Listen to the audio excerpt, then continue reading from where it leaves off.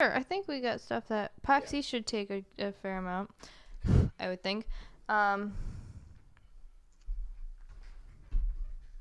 PAX East? Yeah.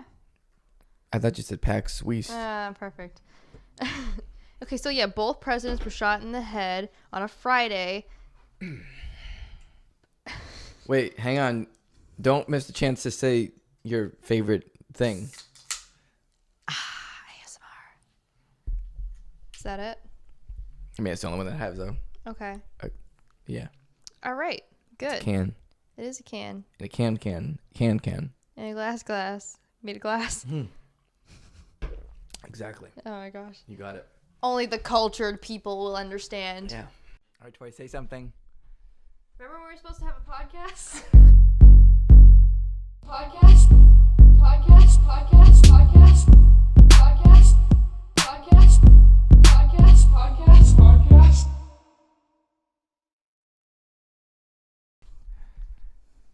This episode's gonna suck. What? Why? What do you mean? I just want to manage expectations. Is this you starting the podcast? No. Oh, Not yet. okay. Welcome to the podcast. It's gonna suck. This is gonna suck. You want to follow us? Links to our socials below. How we feeling? Let's do it, right? Let's do it. Okay. Why don't you count us off here? From where? We'll start with 5. 5's a good number. Yeah, 5, five's fine. 4, Okay. 3, 2, 1. Kids Next Door. Kids Next Door. We were just talking about that show yesterday, actually. Such a good show. It is. Yeah. Love it. Anyway. That's all I got. That's all I got too. It's a great show. I'm sorry. What else do you want me to say on it, huh? It's a great show with Cree Summer. Cree Summer's in a lot of shows, though. She's great. She is. Yeah. Yes. Hi. Hi. Episode 12, LEM'n'TEA Podcast. I'm Lem, and this is T. Oh, we already started. Hello. Yes, welcome to LEM'n'TEA Podcast. I figured I would take initiative to try it. Okay. Since I don't really usually do that. All right. Good. How'd it feel? Take initiative and Awful. do the intro. Okay.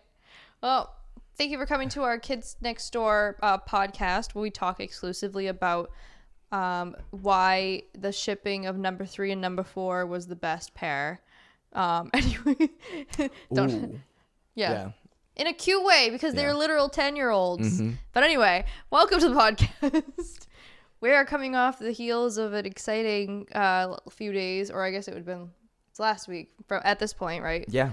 Because we went to PAX East. PAX East. Did you see the sign on my back? Did you see us at all? In general, did you At get all. a spiffy business card from Lumo? They were Not- very probably, spiffy. Probably not. I thought you said you were at the end of the convention. You were gonna like make it rain. I wish I could. You know what's funny? And I have a picture on my phone. I ended up hiding a couple of business cards at the hotel. Oh, there you go. Perfect. One of them specifically is was right on the Keurig machine.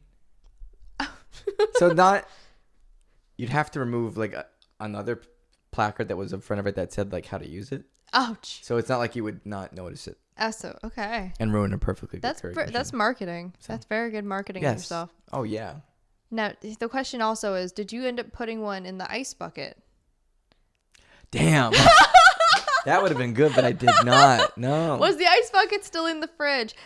Very long story short was we were desperate for food, or one of our friends hadn't eaten dinner yet, so we went looking desperately for ice. Just ice. Just ice. And they made it so difficult at the hotel we were at. It's like there's no sign sticking out. There's no like arrows being like Right. ice machine this way. And it was a time. And in the end, we could have just bought food downstairs. So we took the ice bin back with us full of ice in the fridge. And Yeah. where I'm assuming it still stays today, like DW's Snowball. DW had a good deal with that snowball, okay? Somebody ate it. Somebody did eat it. That's like you hear like the unsolved mysteries, the most notorious ones. We gotta get on that. DW snowball. Right. What happened? September. Where is the body? January 5th, 1999. Or whenever. I don't know. That's probably right. Yeah. I don't know. Fact check me. I don't care. Yeah. Come at me with your Arthur knowledge. Arthur Wiki editors. Yes. We know you're there. But anyway, we went to PAX East. This is how this all started. And this was a good outing for you and your wife because you didn't have your kids with you. Yeah, but we have in the past. Kids are great, but we have it in the past too. It was just like the first time in a couple years that we've been attending the convention that they weren't there. Yeah. They were the cutest little like costume kids, like 2 years in a row. And you could also push them around in like what is essentially wheeled like a stroller. Transportation. Yeah. Now that they're 5, that gets a little more tricky, especially with all the people. Yeah, and plus they don't want to sit down and be pushed. They want to be big. They want to be independent. Until they don't, and they're like, carry me to the bathroom, please. So they stayed home, not by themselves, but oh no, they were by themselves. We have a couple of cameras inside and a cat. So. And a cat. But yeah, it was good too. Yeah. It was my first convention back since before the pandemic. So. Likewise. And I think it was I did Kineticon before, and that one was my last one. But it felt. I mean, I did a TikTok about it because I do that now. Right. But it felt like, even though I'm not really the gamer type, it was just a gathering of nerdy, excited people and very much so things that I, relating around the culture that I grew up in. And it was just like, yeah, I'm back. Well, a lot of that culture stuff is just very nerd. Yeah, but it feels very good to be part of a community, whether it's the video games or the tabletops or whatever else you're into. Or the DDR machine. DDR machine was cool. I wish we could have done more, and I wish that the version of Simple and Clean that we did want to do was a remix instead of the original. Version. Yeah, no disrespect to Utada Hikaru, because I would never in my life. Don't dare. Why would you not who would dance on DDR to the original version of Simple and Clean? Mm-hmm. Like, that's not exactly the kind of song I would imagine. Even like for slower songs on DDR, they do have like techno like undertones and stuff, but this one is simple and clean. Straight up. Not for DDR. No. Face My Fears would have been better. Yeah, it would have been great actually. Yeah. I'm not sure what version of DDR it was, or if it even was a version of DDR, because it seemed kind of like a little bit hobbled together in some aspects. But it was Intel's place. Yeah. Intel's fault. At the Intel booth. So if you want to correct me, go correct Intel. It was less of a booth and more of like 1/24 of the area with a blue carpet. Right. And I mean, they had other things besides the DDR machine. They had other displays. Remember the claw machine? And the claw machine. So like, I get it. PAX East is not like a carnival, but first of all, the line for DDR, the guy was literally like, the expo hall closes at 6, and it was like 5:54. Yep. And he was like, I'm pretty sure you guys will get on it, but there's a chance you won't get on it. And it's like, and then he told the people behind us that, and it's like, no, cut the line off. Like, yeah, just cap it. Cap the line. Second of all, we stood in the wrong line for not super long. It was like not even. I don't think it was even like 10 minutes. It wasn't horrible, but it was a line. It felt longer. Next to the DDR machine, like I'm talking like, if we're going by like a table, like it was one side of the table to a different side of the table, like that close. It was this claw machine with, I don't even know what this mascot Chippy thing was. Or whatever his name is, right? Chippy. Yeah, it was a computer chip. The greatest helper since Clippy. Chippy and Clippy. And people were really trying to win this like computer chip, and the line was, it looked as if it was the DDR line. Yeah, it made sense that it would be the DDR line, but no. And nobody said anything about like, hey, two lines. And then the worst part was how, I'm assuming it's the machine or it's the software, because it's, that middle button was so sensitive. People kept accidentally, like, when the round's over, you got to step on the middle button to like go back to the song selection screen. And people would not take their foot off of it quick enough, I guess. Yeah. And it would just like pick the same song again. It was so sensitive. It was very, very tough. They were telling people like, don't step on the middle until you're absolutely sure. But now step on the middle. It's like, yeah, Jesus, so please stop. But that was literally like one tiny slice of our time at PAX East. Right. Which, if you haven't guessed by now, because I don't think we ever really explained it for those who don't know, it's a video game / just game in general. I shouldn't limit to video game. Sure. convention, Mm-hmm. expo, gathering. And it's held in Boston, usually yearly. I don't know if they even did anything last year. I thought they did it virtually, but I'm not sure. I think it was virtual PAX. A lot of places did virtual, so. They did do it 2020. That was like the last PAX that they did. Yeah, because that was right around when it started up, right? Yeah. It was like March or whatever. But so, and like, I don't know, I make fun of like the older generations who have been saying this for much longer, but like it did feel normal. Like I felt like it was familiar and nice, and I'd only ever been to PAX East once because my nerdiness is not within video games specifically. But I still felt like, I don't know, it was a really nice feeling to like have something continue that made me so happy that had been taken away because of COVID. Yeah. Unlike the older generation who said that it's nice to feel normal again because they don't have to wear masks, which is completely different. But I digress.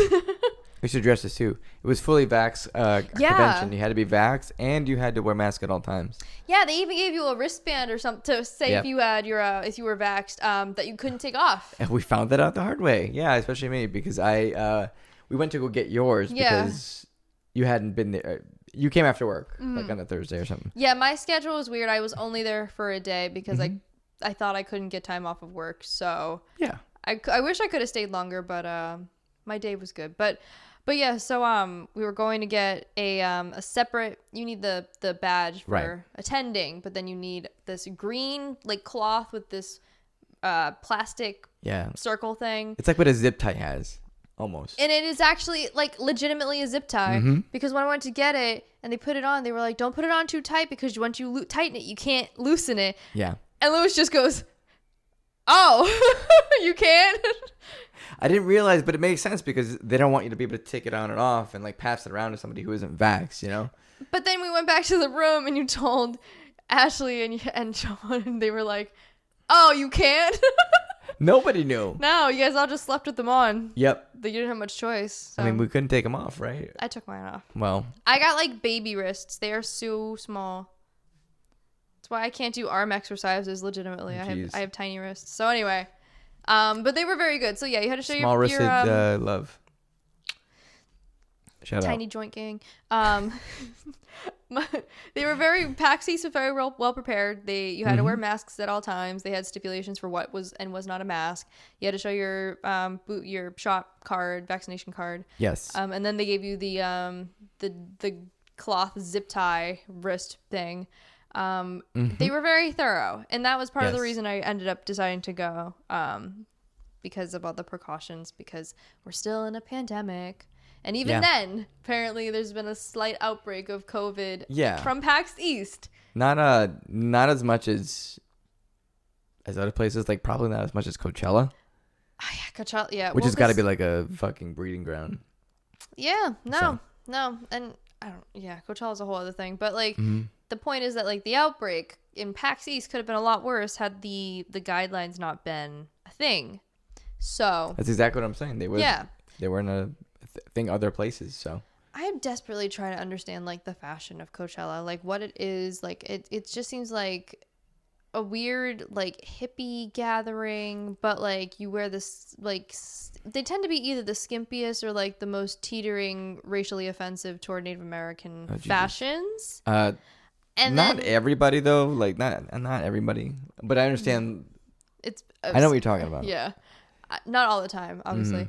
And like this isn't anything to do with the music because the music that comes from Coachella, like the acts that they get are really, really good. It's just the people who go there, they don't understand the dress code. So, okay. Yeah. I think, and I haven't really looked at Coachella for too long, but I pay attention mostly for the music. Yeah, as you should. Yeah, and I think that's what the problem is. It's not really music. It's not really a music festival as much as it is a fashion festival now. Yeah. You know? That's the part I don't know. That's the part I don't understand. It's just like, how did it become this? And like... influencers. Okay, fair enough. Show up and... Yeah. Never mind. Answered with one word. Influencers. Influencers. By the way, follow us on Twitter and TikTok under LEM'n'TEA Podcast. And that fucking nail polish brand. Listen... Oh my gosh. All right. We did try. Okay. We tried to do some networking on our own personal Facebook accounts. And so I don't even know how this came up for you, because it was a real or fake ad for a real nail polish company that featured Fiona from Shrek, 6 Degrees of Shrek. And so, like, how'd you find? Oh gosh, sorry, Reppin'. Can't really see him. If you're not watching this, it is Shrek. It's Shrek with that face. Socks. Yes. His whole beautiful face. How'd you come to find this ad? On Facebook, I apparently at one point liked Shrek, the franchise. And I do. Yeah. That's normal, as any normal person would do. Right. It's normal. Completely normal. Yeah. And they were advertising that they were collaborating with that makeup brand. Yeah. So you were literally like, shoot my shot at the whatever the makeup company was.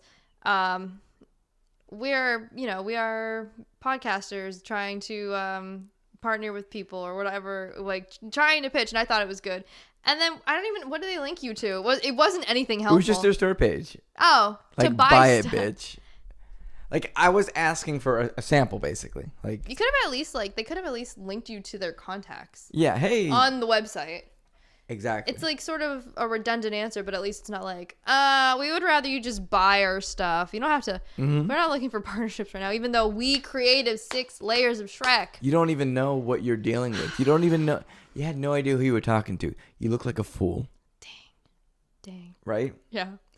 But anyway, how did we get here? We talked about Coachella. Oh, we talked about PAX East. So right. I was only there for a day. I had a great time. I, too, got, like, fun socks, PlayStation socks, which I'm wearing right now. This is now the Dan Snyder podcast. Sorry about it. God. But anyway, so I was only there for a day. It was really fun. We tried to do some, like, networking and stuff because I like doing the show. I want to see it prosper. So that was our shared goal in that. Yeah. But you spent an extra 2 days and even the third day, most of Thursday there. So, like, what did you end up doing? Thursday was mostly panels. And me having lunch or trying to have lunch and then finding a hair in my burger. Oh, yeah, that's right. And then kind of being put off and then waiting to get lunch again and having a huge headache and kind of being sick. So that was kind of like the get your bearings day. Yeah. Friday was the network day, which we spent together on the expo floor, basically. Like, exclusively on the expo floor for, like, the whole time. Like, we went back up to their room once. Did we even go back to the room? Oh, that was at the end of the night? Yeah. I think we stayed until they closed. We did. Pretty much. Which is the last thing we did that day was DDR. So. And I wish I had brought, like, the not the list, but I kept a running tally of the list of people we stopped at their games that were really fun. Yeah. I think there was one I took a picture of. I took a picture of one. We played this very simple fighting game. And yeah, that was the one. I don't mean that in the way of like, oh, it's like stylistically. Like, the combos are really simple. It's like forward, down, back. You know, like shit like that. That's easy to do. Yeah. And not like the real complicated shit that sometimes just goes over my head. It was it's called Tough Love Arena. Very good. Play it at toughlovearena.com. It's in its beta, but it is so fun. It was so simple, but it was like my favorite game of everything. I love that fucking game. We played like every character too, which I don't know. Last time that I've gone through every character in a fighting game is very, very, very rare, you know. It was fun. So yeah, we played games and networked Friday. So what'd you do on a Saturday? Saturday I also networked, but we spent some of the time trying to find a souvenir for my son. Oh, do you want to talk? Yeah. Talk about the trials and tribulations of now having 2 children that are interested in like, I guess in this case, just video game characters and finding souvenirs for them. Yeah. So my daughter was really easy because recently she's gone into the Kirby franchise. Why do you think that is? Because Kirby's pink. She likes everything. She's very girly in that regard. Yeah. In some regards, she's more like a tomboy, but in that regard, she's very, very girly. Yeah. And I shouldn't even say girly. That's not, like, antiquated to say, but she likes pink. So, since Kirby's pink, naturally she gravitated towards him. Check. And one thing that she thought was really cool about Kirby is that when he talks, he goes, "Hi." So we do that back to each other, back and forth. You guys have inside jokes and stuff. Yeah, we do. Oh, that's so cute. We do. Yeah, it's very cute. She'll like come out of her room. She'll go, Dada. Hi. Like, she's so cute. Yeah. Mm-hmm. But my son, so her gift we found the first day, like within like 20 minutes of stepping onto the expo floor, we found a gift for her. It was just a big old Kirby plushie, right? It's like a huge Kirby plushie. Yeah. It's really cool, and she loved it. Mm-hmm. We tried to find Sonic merchandise for my son, who's obsessed with Sonic. And you think that'd be easy at a video game convention. Especially when the movie just came out. Right. You want to capitalize on that, right? Yeah, I would. There was almost none. Like, one of the things that I remember seeing from them, you can either get like a Sonic belt, or you could get a Sonic face mask. 5-year-olds love belts and face masks. Right. But my wife, who, I don't know how she finds out about these things, but she like gets wind of things. Yeah. Like no one I've ever seen before. She like shows up on time. She's like one of the luckiest people I've ever met. But sometimes the luck is on dumb shit though. In this case, it's kind of that same deal because the one place she was able to find Sonic merchandise was this shop that sold these like blind boxes. Mm-hmm. So it's like themed. Yeah. Here's a Pikachu, Pokemon blind box. Here's a Cowboy Bebop. Mm. She wanted Sonic. They had one.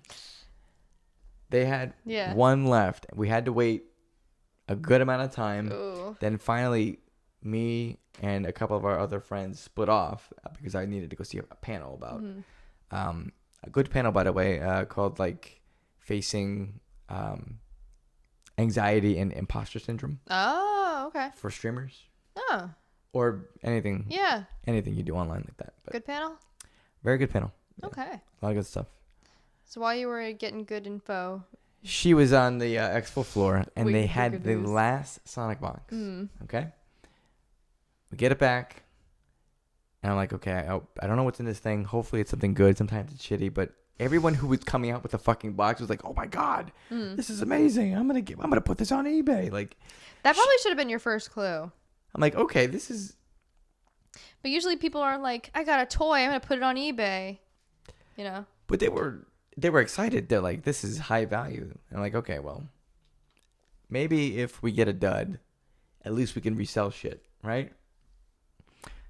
So we bring it back to the room, which, by the way, a fucking alarm was going off when we came back. Between that, I was in the group chat with you guys, even though I only went on Friday. Mm-hmm. I was at work the next day. I'm seeing our messages of power went out, and then like your wife had a cosplay that required it was a mask, but she had like air circulating, and then she was like, I had to go back up to the room to charge my air, I couldn't breathe. And then this video of this alarm going off in your hotel room, which you guys didn't even leave. You didn't even leave. Like, you were just like, oh, I'll just take the chance, whatever. So one of our friends was in the room, just chilling, tired, whatever. Yep. Sean and I are coming back. We go upstairs. We head to the room. Or actually, we get into the lobby. We hear the alarm blaring, like the siren. And we're like, oh, shit, what's going on over here? Nobody's moving, so we don't think anything's wrong. Go to the elevators. They still work. We get in one. They stopped working? No. Oh, thank God they didn't. I would have had a fucking panic attack. Nightmare. Yeah. Mm. We get in one. We have to ask them to get us up to the floor because they had the key. Yeah. They did. The alarm's still going off. They hit 9. The door's open, right? Mm-hmm. They go, oh, by the way, they said 9th floor is the only one that's fucked up. Oh, good. Perfect. They were kidding, obviously. Oh, but never mind. I believed you. We laughed. Yeah. Got off, and then they go down. The fucking entrance to our hallway where the room is fire blocked. Oh. The fire doors had closed because that's what happens when the fire alarm goes off. Jeez. But somebody is a dipshit. Oh, God. Lets us in. Oh, you're like, where's the stairs? We're trying to get out. I'm like, oh, I don't know. Probably like down there or something. As we saunter off to our fucking room while the alarm is blaring. Yeah. Totally normal shit. But anyway, so we didn't say what you got in your blind box. We were just talking about your funhouse room. Okay, listen. the blind box had 2 glasses, Like drinking glasses. plastic ones? Glass. Oh, good for 5-year-olds. Right. So 2 glasses, a lanyard. Another good thing for a 5-year-old. A choking hazard, right? Well, my first thought to that I a sent strangulation you check. was, oh, he could use it as a whip. And you were just like, why would you say that? It was the weirdest shit I've ever heard you. Like what a response. Like, because he likes to, like, he's like a sort of rough and tumble kid. So. yeah, but he's like, yeah, he's just rough, right? Yeah. So I'm thinking, oh, maybe he can. I'm thinking you're gonna say he can put it around his neck, maybe wear like a necklace. Oh, maybe he can use it as a whip. I'll whip. A whip. A cool whip. A whip. Yeah. It fits his MO. Tell me it doesn't. You just don't want him to use it for that, but it doesn't mean he would use it as a fucking whip. That's what I'm saying. I don't want it to be like that. Like, I hope he uses it as a whip. I'm just saying it could be used that way. Maybe he can use it as a whip. All right, so we're at 2 drinking glasses, probably for pints of beer, which 5-year-olds can't have, and a lanyard, which his father does not want him to have. All right, let's go. Keep going. Some sort of like bracelet. Oh, cool. Can he take it off, or does it tighten and never come off? No, this one comes off. Ooh, step But up. it was made out of the same material as a lanyard. Perfect. So weird, right? Anyways, and it's too big. A wallet. Yeah, for all his baby money. He just got a new wallet today too. He's so proud of it. Oh, he was wicked proud of it. Ugh. Yeah. For all his 5-year-old notes. I know. He's cute. He is cute. God, what else? Oh. Oh God, this is the stupidest thing. Okay, it is a koozie, right? Oh. Mm-hmm. For not a can, not a bottle of a drink, but for like this little. It's like for a little plastic clear bottle came with it. Mm-hmm. It's like for lotion. Oh. It's a koozie like thing. I didn't know they made koozies that small. It's crazy. This thing, I've never heard of this thing. And why the fuck would you put this in a blind box? Nobody wants this. It suggested putting like a little bit of hot sauce in there.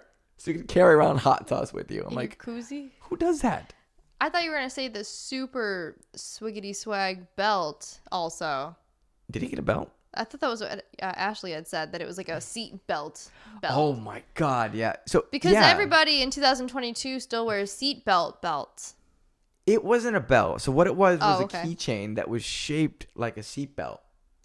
Oh, for all of his keys for his car. Right? And his house all keys. Of his keys. All of them. When he walks home from school. So that was basically it. And he like left you a really ominous, like not warning, but a very ominous request he was asking for stuff for you to get for him. So I was talking to him on like Facebook Messenger or whatever. And I'm like, hey buddy, like I got a surprise for you. I'm going to bring it home. He's like, okay, Dada, but I hope it's not a drink. But he didn't say drink related items. Why did he say it? Like, I don't know why he even said that. Like, what prompted him to think that? I hope it's not a drink. Kids want what they want, and they don't want what they don't want. He still liked it. He still took it. He was very excited. He's like, wow. Anything with Sonic's face on it, I think, is guaranteed to elicit that same response. Happy yays. So Kanye's. Yes, sure. But so you mostly just networked and played games and attended panels, or if you're your wife, you went to Jackbox a few hundred times, which is a fun game. It's just funny. I don't know. I've always found it funny that she did. They happen so frequently. They are good con games, though.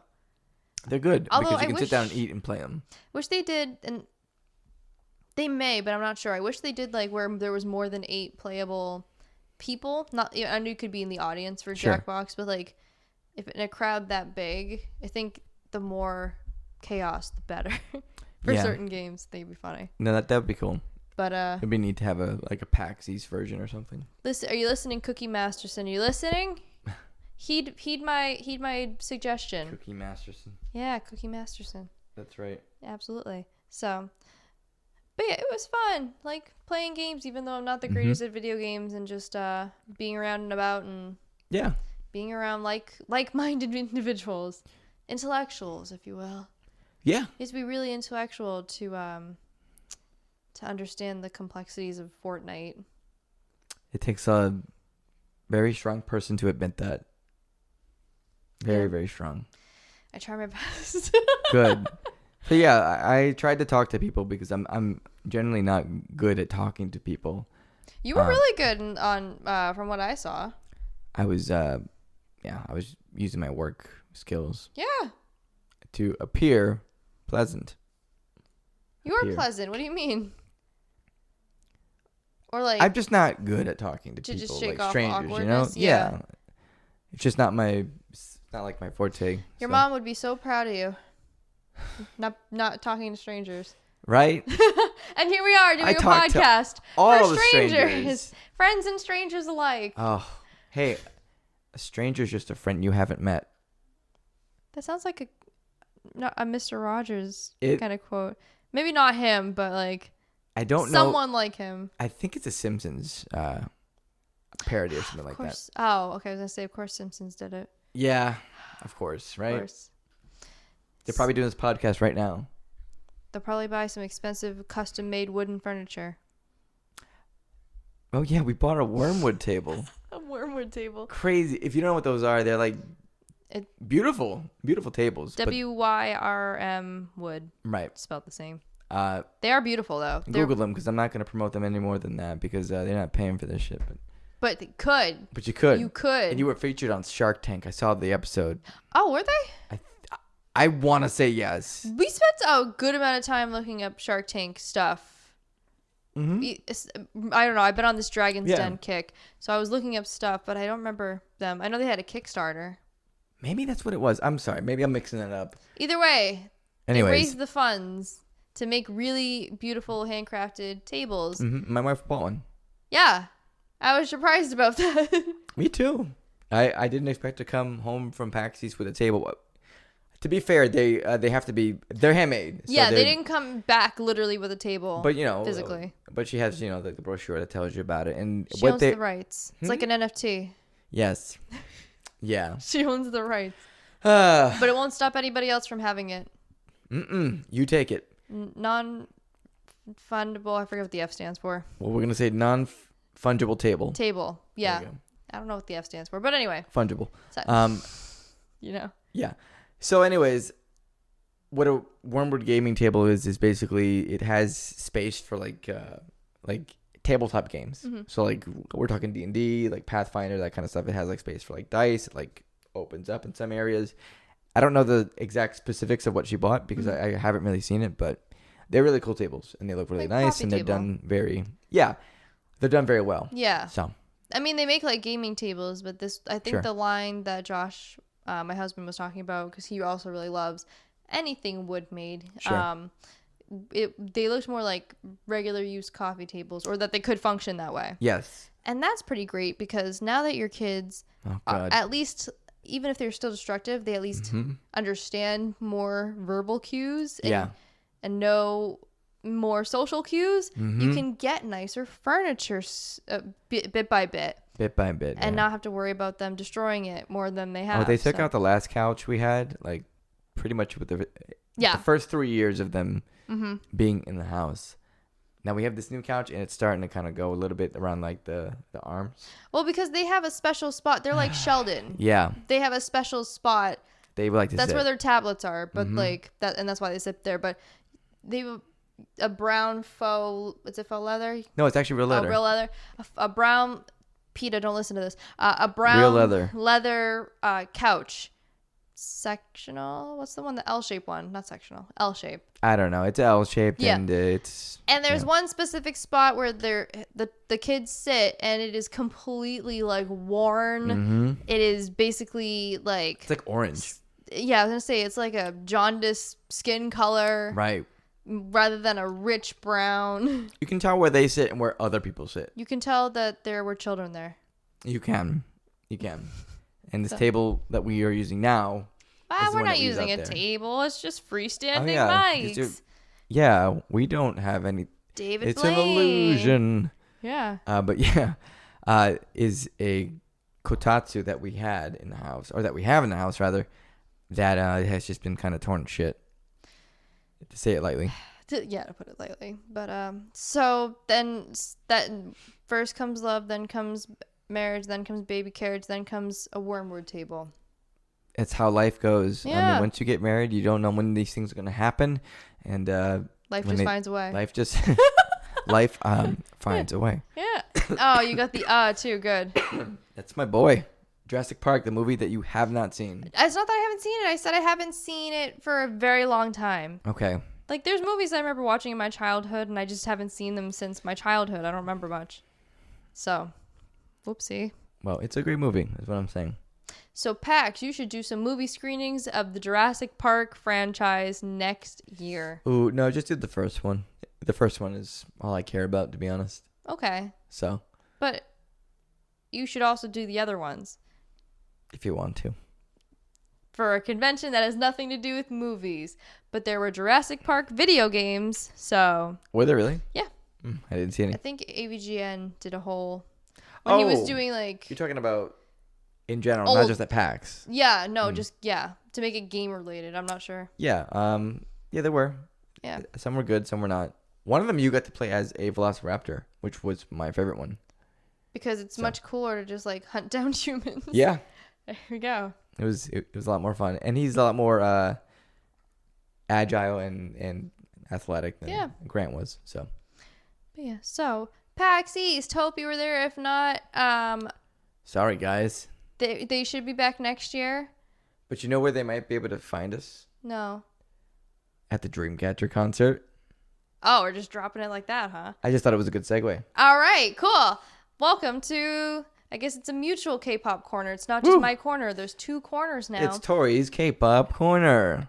Featuring Lewis. Featuring Because you dropped it first. So exciting. So, right. life found a way, and somehow, which I love. It's great. I've converted Lewis here into a Dreamcatcher fan, and Dreamcatcher are a girl group who do a lot of really like rock influenced. Do you think like anime openings and stuff, or Gothic inspired? Yeah, Gothic, or like pretty much any genre of music. And so he's become a big fan. They're called Insomnias. Get it? It's one of the more clever names. It is. It's very good. Fandom. And we were literally talking a couple days prior. We were like, because they just released a new album, and we were like, man, Dreamcatcher tours. We got to go and see them because we already missed twice. Because they came to America twice. So we were like, gotta see Dreamcatcher. 2 days later, I like sent him something from their Twitter that said they were doing a tour in America. Right. I think I sent some picture that said what the hell, because the closest one was New York City. And you were like, we're going. I don't care. We're going. And so yeah, I mean, I had already like that night. So we're going. Yeah, we're going, but we're not going to the New York one though. No, Where are we going? Reading, Pennsylvania, which I think is the weirdest choice for a concert when you're not doing it in New York or Philadelphia. They're doing it in New York, but it's just so random. And like I tried to look up things that Reading was famous for. One of them was closed bridges. Not closed bridges, but like covered bridges, not closed. One was a museum that has mummies. That's pretty neat. But I don't really know the attraction to a Gothic influenced K-pop group to a place like Reading. Not sure. Very, very weird. But it seems like the venue might be. Is it smaller or bigger? I'm really not sure. I'd have to look it up. But we got tickets because we tried for New York and they were all sold out, probably from bots or whatever the heck. So we're going to. How far is Reading, Pennsylvania? 6 hours. 1 hour, almost 1 hour for every Dreamcatcher member. 1 hour for every Dreamcatcher member during the Scream era. Well, only real insomnies know. Just kidding. Just kidding. We won't talk about that. Okay. We don't talk about that. We don't talk about No, we do. Okay. So anyways, yeah. So it's 6 hours away. So I recently drove to Connecticut for another concert, and that was not horrible though. From it's like Massachusetts. 2.5. Yeah, So we're all very small states. Pennsylvania is huge. It's like Huge. It's like 8 Massachusettses or something. Okay, I don't know if that's true, but 5. I feel like I'm haggling. But yeah, we're going all the way to Pennsylvania to go see Dreamcatcher in July. yes, at the Santander, whatever, arena. So, if you like Dreamcatcher, maybe we'll see you there. Maybe if you're there. And tell us who your bias is. Oof. We'll compare. I love them all equally, though. Compare and contrast. Yeah, so. Like a math assignment. That's right. But, and then afterwards, like, we also listened to their new album, which is so good. Mm-hmm. I think really, I've said this about Big Bang, too, but this is also why Dreamcatcher's my favorite girl group, is because they do have, like, a more gothic rock sound, but they have, tried so many different styles and genres and being able to keep the same intensity. And if you're going to listen to any non-main track from them, Starlight is the way. It is the way to the 80s and to synth and everything beautiful about that era with 7 beautiful voices. Starlight is the way. It's very good. It is so good. It's very good. Yeah. I think I liked it from the first 2 seconds of the song. Like, oh, I know what this is going, and it's very good. So, it helps. I've said this before. It helps that they their company has 2 in-house producers they've used from the start, so they know what works best for the girls and what styles they want to try to mesh in and what could be complementary. It's very smart. I like the fact that. Oh, my computer wants to restart. Cool. Oh, please Hopefully don't. not now. I like the fact that they know their sound and they just kind of do it. Mm-hmm. And sometimes they deviate, but when they deviate from it, they still do whatever sound they're trying to capture really well. So, Starlight doesn't sound like the title track from that album, but it still sounds great. Mm-hmm. So. Also. Yeah. Also. Yeah. What I thought was really cool was that they showcased each one of the members as a solo. Very rare in K-pop, especially for girl groups, and they all have writing credits for their own respective solo song. Also rare for K-pop girls. So that's incredible. Yeah. So very cool stuff. I would check it out. There's something for everybody, for real. I don't know, short of it being a super pixie hyper sugary pop song sort of thing. I think they pretty much cover every other. Yeah. You've got lounge jazz. That was incredible, actually. You've got Avril Lavigne inspired. Mm-hmm. You've got your heart-tugging ballads. Got your playgrounds. You've got your, was there Cherry? I think it was. Cherries, though. Cherry. Yeah. So, something for everybody. I would recommend Dreamcatcher to anybody if anybody was like, what should I do to get into K-pop? And it's going to give the wrong impression because they are the only ones that really sound like this. Yeah. Setting someone up for failure by being like, yeah, this is totally how all K-pop sounds. Yeah, haha. Right. But yeah, they're great, especially if you're a rock or a metalhead or something. Mm-hmm. It's basically kind of the closest equivalent to baby metal that Korea has. Yeah, I would say it's very, very much so like that. Probably a little less than them, a little more reserved in some areas. Yeah. More towards an EDM or a Skrillex vibe on some songs too. So. It's a good fusion of stuff. Yeah. So that's how we spent our week, going from wishing Dreamcatcher was touring to wishing we had time to listen to the album to doing both within 24 hours of each other. It was incredible too because I hadn't had a chance to actually listen to the album for a long time. I probably had chances, but I want to be in the right frame of mind when I'm listening to something that I really want to listen to. Do you get it? I'm just kidding. Well, aside from that, okay, I'm just kidding. Aside it does from help. That, it does definitely help.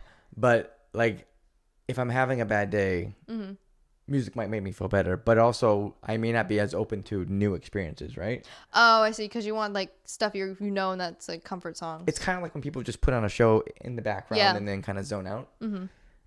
It's like that. Yeah. Most time I'm open to it, but it just wasn't hitting for the last past week or so, and I want to like it, because they're fantastic, and I think they deserve every chance. So yes, yeah, I had the same where it was if I'm gonna listen to this, I need to listen to the whole thing in one sitting. Yes, but I also need to I can't listen to this at work or whatever. Like, I don't like to listen to songs for the first time at work because I want to be able to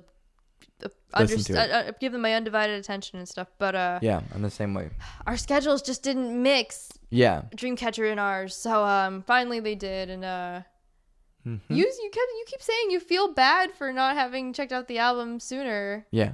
It was always gonna be there. Just, you have time when you have time. I like to kind of get to things sometimes, especially music related, like right away, because I don't know, I just get hyped about new releases. And there's so much music coming out too, so yeah, there's a lot to listen to, and then like I don't know, there's like this camaraderie of like you listening to an album at the same time as a lot of people listening to the same album. Yeah, and kind of feeling that connection like that. So, I mean, anyone can be listening to any song at any time, right? Yeah. But around release is when they're going to be listening to it the most. That that other people will be around to say or like get their thoughts and stuff on. Yeah.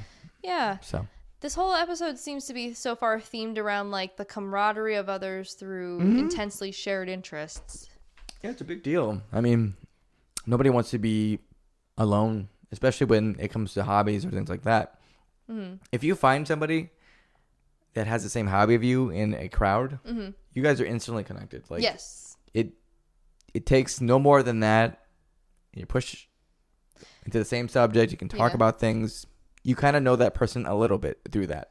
It seems more daunting to do as an adult than a child, when literally making friends as a child was finding a shared interest. Like, but as an adult, it sometimes seems so impossible. Sure. Until you get to, like, I say lovingly, like a nerd convention where you're sure that there's going to be other people who, like, if you're geeking out about something, you don't have to, like, worry about your perception of other people. Yeah. And it's also weird because, like, we've talked about this before when we were talking about television shows, but it's really weird to see 30-somethings now being one. Because when I talked, I was 29. I didn't understand. But now I'm 30 and I understand. All right, welcome. But, like, seeing 30-year-olds portrayed as, like, they don't have, like, interest, whether it's nerdy or not, they don't seem to have interests outside of, like, I don't know, usually it's sitcoms usually, so it's, like, trying to date some person and stuff. It's like, what if if I was a 30-something and still single, I'd be exhausting from trying to date. Catch me playing Mario Kart with, like, high-skilled people in Japan. Like, that's how I'm spending my time. It's a boring sitcom, but it's my life. Yeah, no. But it's weird seeing that most... You're not alone in that. With the exception, I guess, of the Big Bang Theory, really, when I think of, like, people who don't act their age for being in their 30s, and especially for, like, parents. That's the only thing I can think of as Big Bang Theory. Although this whole thing was really good because it was your wife's first time, like, doing cosplay for a while for herself. Yep. Because the last PAX you guys went to, the kids were the ones who dressed up and everything, and that was nice. But, like, she lives for conventions. It's like it's just like her passion. Yeah. It's just like, you know how, like, we go to concerts, this is her concert. Yeah. So without all the loud noise for her. Yeah. Or for my husband, he's kind of the same way. But yeah, so she has been saying too, it's like, she's like, I've given my all for the first 5 years to, like, push my own interests aside. She's like, the inner kid in me is screaming. Yeah. Or even inner teenager or something, so. Yeah. I mean, it's kind of like the expectation. It's expected when you're a parent to kind of, for lack of a better term, like, push all the joy out of your life and focus on these two or however many beings. Here's an episode to not show your kids when they get older. You guys are parasites. Wow. Okay. Wow. No, I love my kids. Only financially. I love financially. You guys are parasites. And emotionally. Oof. Okay. Anyway. But some aspects, it's really easy to lose who you are when you have children. Yeah. Because they come first. Yes. Yeah. They should, have food and clothing and everything that they need and love, and you should be there for them, basically. Yeah. But when you finally come around to them being their own people, having their own interests, like, they like to hang out with my mom on the weekend. Yeah. And she loves having them around. Like, they don't need you as much, and you can kind of get back into things that you might have lost touch with. So, yeah. Now she's a whole ass person again. Mm-hmm. I know. It was so cool to see her, like, really excited about her cosplay and everything. Yeah. And She was, and it was a great one, too. She's really good. She's very good. What was her cosplay? Because I do not know the character. The character was Tally from Mass Effect. Okay. And anyone who's played Mass Effect will know Tally because she's a main character. So. Oh. Tally.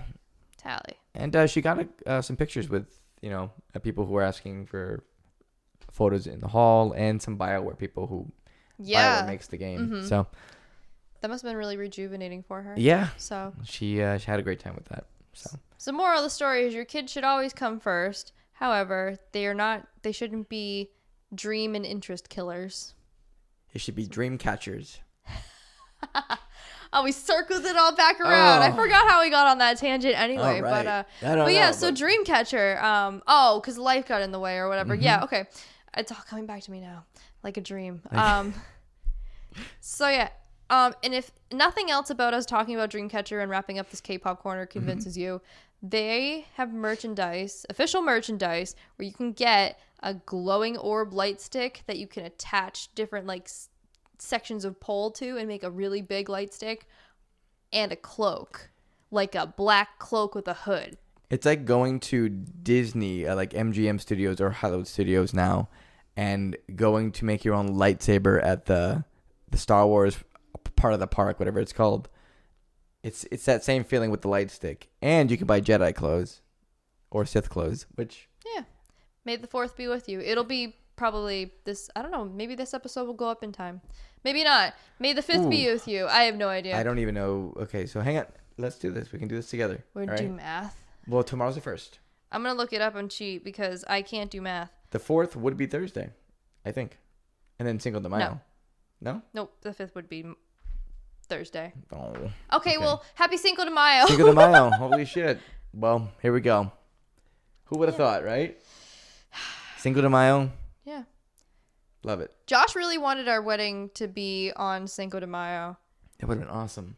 No, I mean, it was like, people are going to expect us to have like a bunch of drinks and stuff. No, for the food. I'm a white person who married another white person. Okay, but listen. Our food was not at all celebratory worthy as far as Cinco de Mayo goes. He likes that kind of food, so you guys can both go to... You could have both gone to Ocho. That wasn't around yet. We got married 4 years ago. Almost 4 years ago. It'll be 4 years probably by the time the video goes up. Wow. Nice. Woot woot. Nicely done. But yeah, thus concludes the K-pop corner. Catch us in Reading in July. Ooh, July 1st too. Seeing the best girls. Yeah, best way to start. I'm buying a light July. stick. I'm buying a light stick. Yeah. Oh yeah. I already promised a friend I would get a cloak if they were selling them. Who's to stop me from also getting a cloak? Oh. I'm spending money. I don't care. You gotta get both. You don't go to a Dreamcatcher show every day. No, you don't. So. All right. Jesus. Yeah. So Stan Talent, Stan Dreamcatcher. Ooh, that was good. Yeah. Thank you. Good. K-pop corner wrapped up nicely with a little bow and a cloak. And a bow and a cloak and a tall light stick. And a tall light stick. Yes. Awesome. All right, we're about an hour into this now. We're not really, because we spent 10 minutes talking about who knows what. Damn. Yeah, we got time to spare. Shit. Could talk about, I don't know, fun things like... Like what? Name one. The fiscal responsibility. The podcast is over. No! Listen. Tori's cancel party. We are 2 now 30-something millennials on a futon. We got to talk about boring stuff sometimes, because even though adulthood can put your dreams in comas and it doesn't kill them, you still got to talk about things like having a mortgage, which I now have.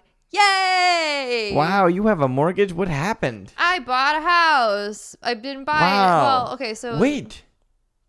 You say you're a millennial, but you have a house? Oh, yeah. But you're a millennial and you have a house. This is a set, guys. Oh, no. This is a set. See? It's like the Truman Show. Yeah. But yeah, so it was a property that my parents owned because my grandparents owned it, but they passed away. And my the whole family was kind of just like, hey, raise your hand if you don't have a house but are looking to move.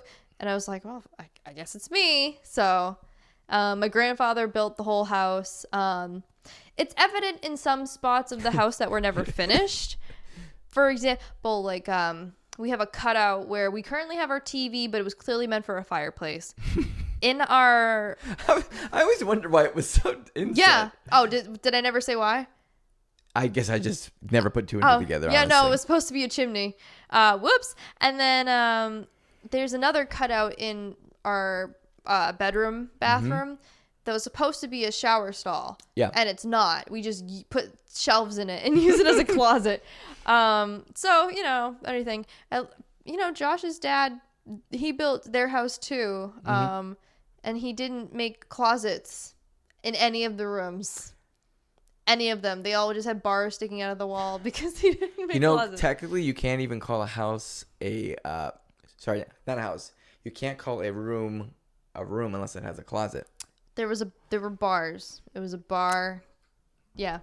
So anyway, just saying. When you're an independent contractor or house builder, you're going to overlook things like closets. Chimneys or closets. But I own one of those now. I have closets in this house. So that whole process was fun. I texted my other grandfather about it and everything. He was like, I bet you've never signed your name that much in your life. And I was like, how? Like, my first thought was, how did you know? And I'm like, wait a minute. No, I'm late to the game of getting a house. You're not late, but yeah, you're... In the grand scheme of like everybody else I was talking to, like my coworkers at work, I'm one of the youngest, so they're like, welcome to debt. And you said that too. You were like, I'm going to say something that's going to sound like really weird. And then I had this like, oh, you're like the third person to tell me that today. Yeah, because that's what our like mortgage broker told us. Or maybe it wasn't a broker, but it was whoever was proceeding over the signing.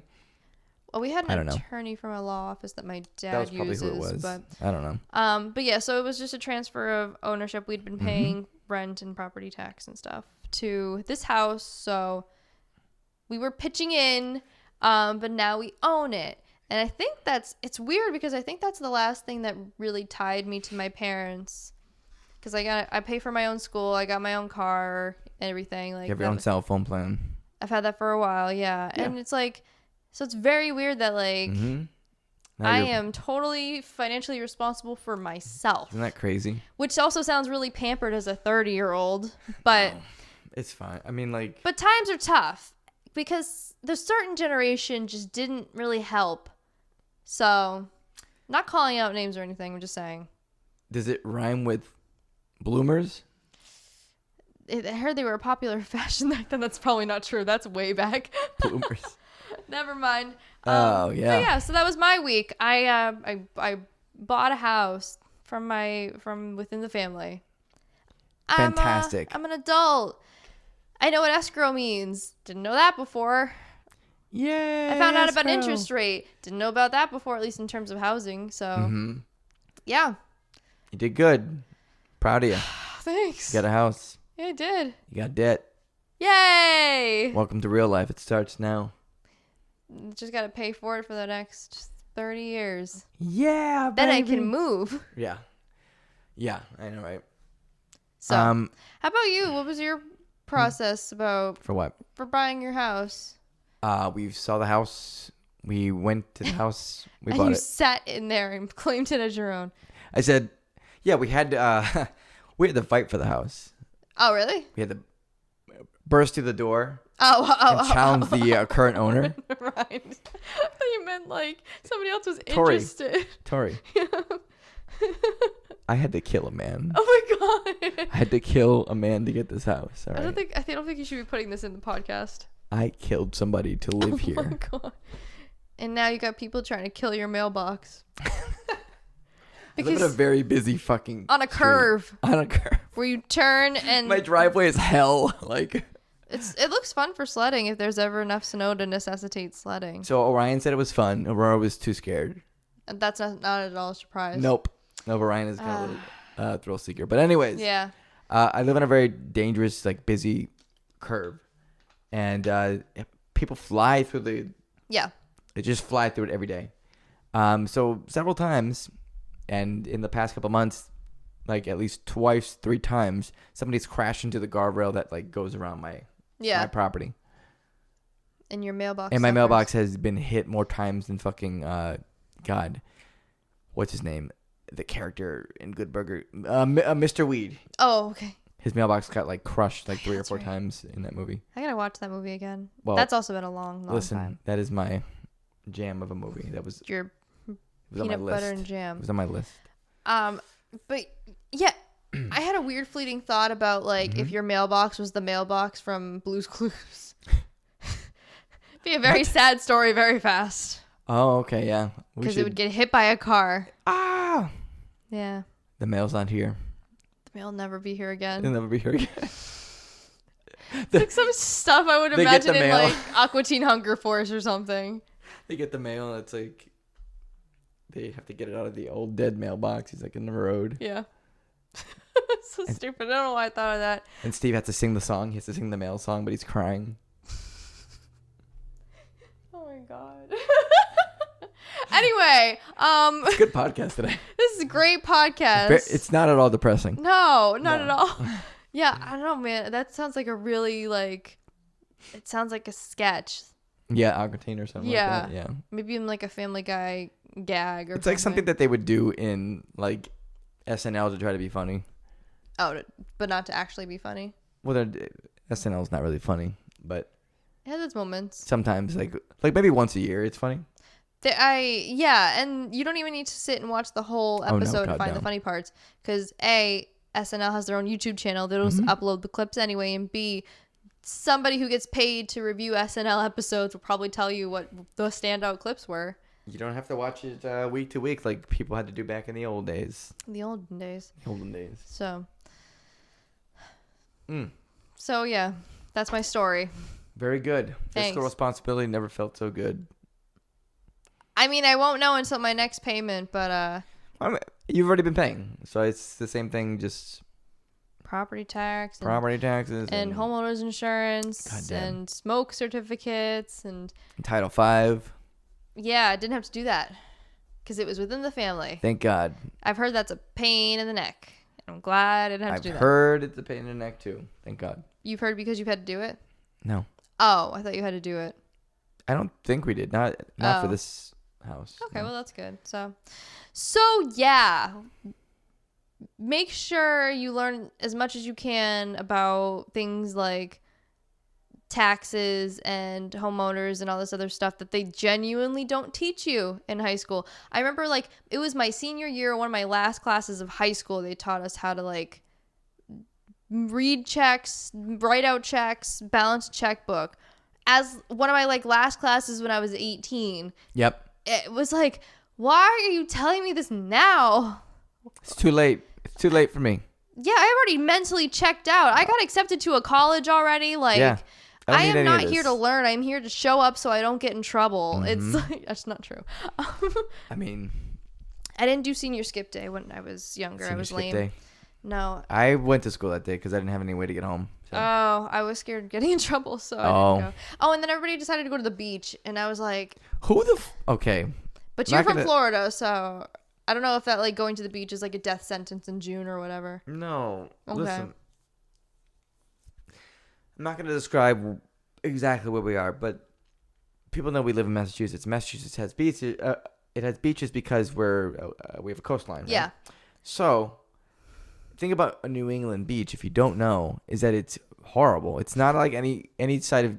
It's not like any type of beach that you see in like movies or TV or anything like that. It's basically sand, water that's always cold and never really warm. Oh, yeah. Like I've never known warm water in Massachusetts. Frigid ass water. Yeah. And last thing, rocks everywhere. Everything is seaweed full of fucking rocks. Seaweed is normal, but yeah. Do you want to lay out on some white sand and soft sand or sand at all? Yeah. Too bad. Too bad. You got rocks. All right. Anyways, that's my take on Massachusetts beach. So yeah, they all decided to go to the beach, and a good chunk of them the next day came back with sunburns. It was really funny. Oh, Jesus. So I felt a little better about my decision. You won. So I won. But anyway, so schools, you don't get enough credit, and you don't get paid enough, certainly. But if you could please teach these kids about things like interest rates. I don't know. Like even APR financing. I still don't even know what that means. I learned that for the first time from a commercial of a car. Like, I don't know jack about anything. So do justice onto these. Put it in the form of a TikTok they're more likely to watch and understand. Yeah. For real. Like that was only a little bit facetious. I was like, really? I've learned a lot of shit from TikToks. Like even now. And not just the stupid ass like life hack shit. That stuff is I'm so over life hacks, man. Yeah.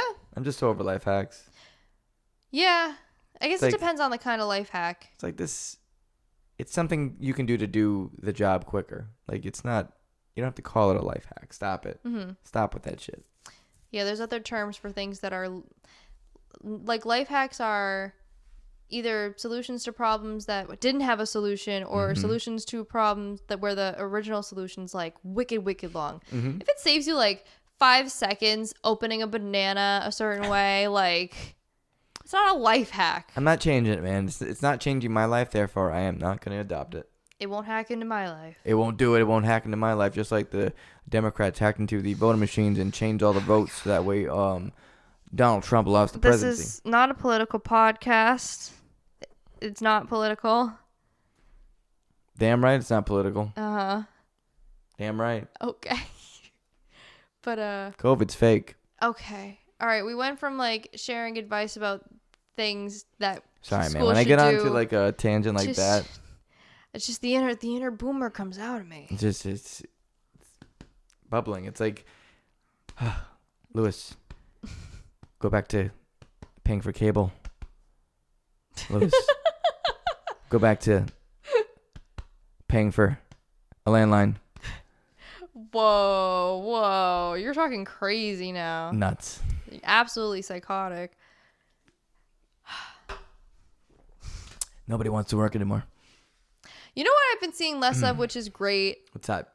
Those stupid Biden I did that stickers. I haven't seen any so far.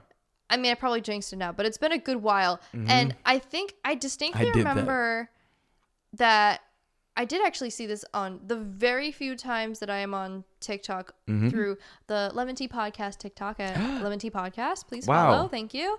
Follow. There was one video I saw where it was like this person saying what the best like goo gone sort of sticker goo remover was. Sure. Because these gas attendants who also don't get paid enough, they have to take these stickers off of these pumps. Yeah.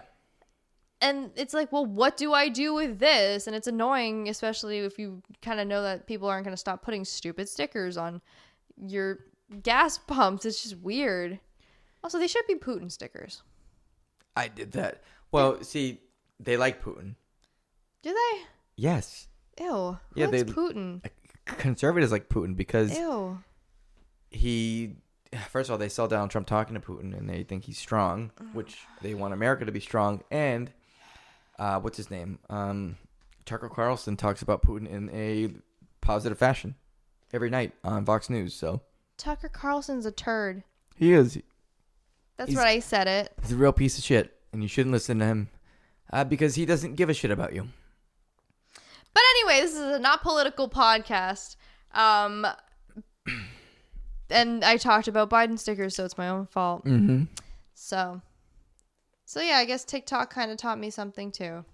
Wow. It's very strange, my relationship with TikTok. Remember when I had to teach you about joint banking? Okay.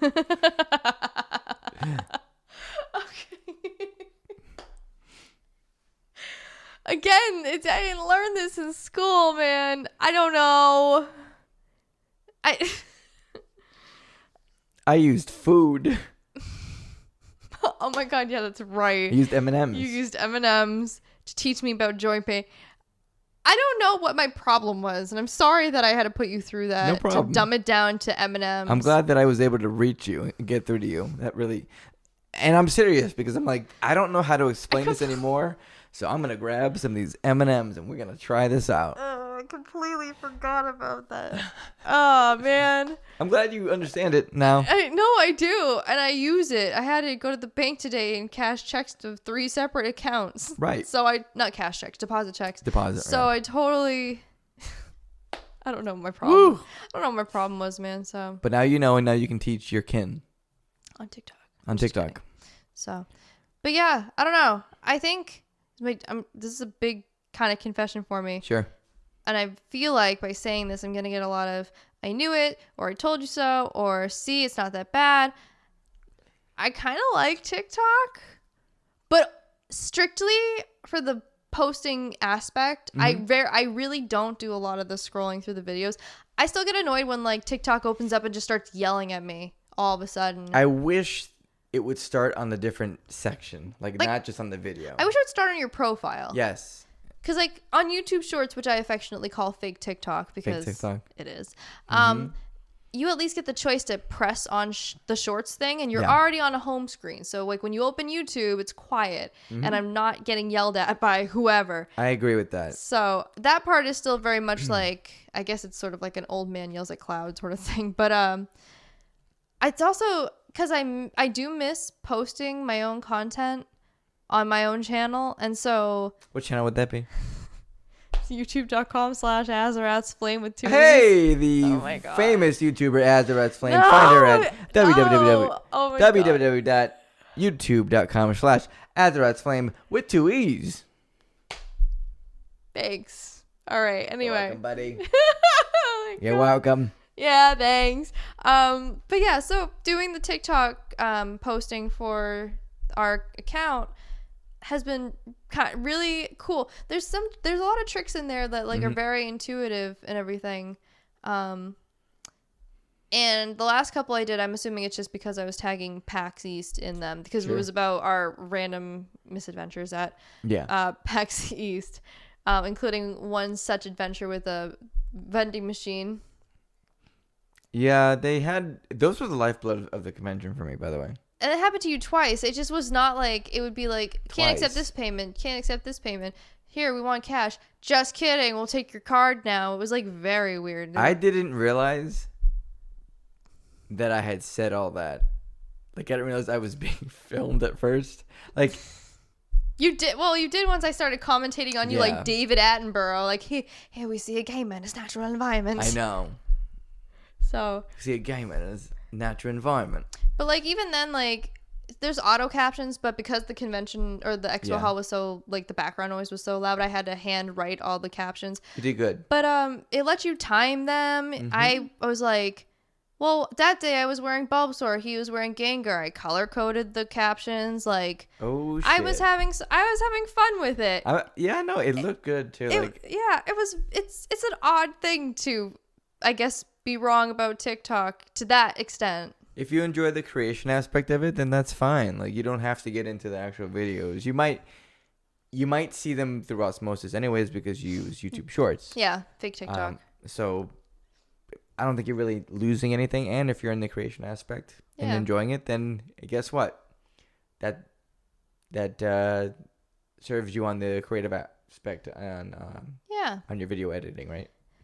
It does. And I mean, so far I've only done one with greatly your help that related back to clips of past episodes, which I said was what the TikTok was originally going to be used for. We're now disproportionate. And when Dreamcatcher concert comes along, you're going to get a whole lot of TikToks from me, buddy. Let me tell you. Probably going to be a lot to come out of that. Yup. It was 6-hour car ride. Oh my God. 12 hours total. Right. Anyway, so you're gonna want to avoid TikTok for like our TikTok. Yeah. For the first week of July. But anyway. Don't avoid it. It's sort of like a set it and forget it sort of thing for me. I just make the video and then I just kind of walk away from it. And I want to get more into that with YouTube Shorts. I'm really dumb. Like I found out just a couple weeks ago that there's literally a button, because I've been desperately trying to figure out how to make a YouTube short, and there's a button on every video that says create short. Oh. It's just there. I'm like, I didn't realize it was there because I never looked for it, because like why would I ever want to make a YouTube short? But I like the being able to do the bite-sized video things. I like it. I think that's the key to growth for us too. Is to make digestible clips. Like yeah, I have a short attention span. I get it. Like I don't take offense. No, I don't if either. you just want the highlights of whatever it is we end up talking about here. That's fine. I have found creators, whether it's Twitch or YouTube or whatever, or TikTok. Well, not TikTok, but those are the clips themselves. Yeah, that you'll see like a minute or 2 minute clip, and then you just want to watch the rest of it because it's good. Yeah. And so you investigate and find the whole thing. It's basically like create your own movie trailer. Right. And some movie trailers are really crappy, like Kangaroo Jack, and other ones are really good, like I don't know, some other one. I can't think of a good movie trailer. Movies. Any other movie, not Kangaroo Jack. Ninja Turtles. They're perfect. So, but yeah, so I'm enjoying it, and I don't really know what that means as far as my channel. I don't know. I may need to marinate on that a little bit more, but do you want to go into what you mean by that? I mean, you're talking about producing longer form content? Yeah, like I used to do. But I still feel like why wouldn't you? It has been just about 4 years since I made a video like Big Bang's hiatus, so we are one and the same. Yep. I don't know. Like I don't know that I have the same passion for it, at least to the extent of like dedicating time and making a whole video about it. But I do have an interest in the like socio dynamics within the community.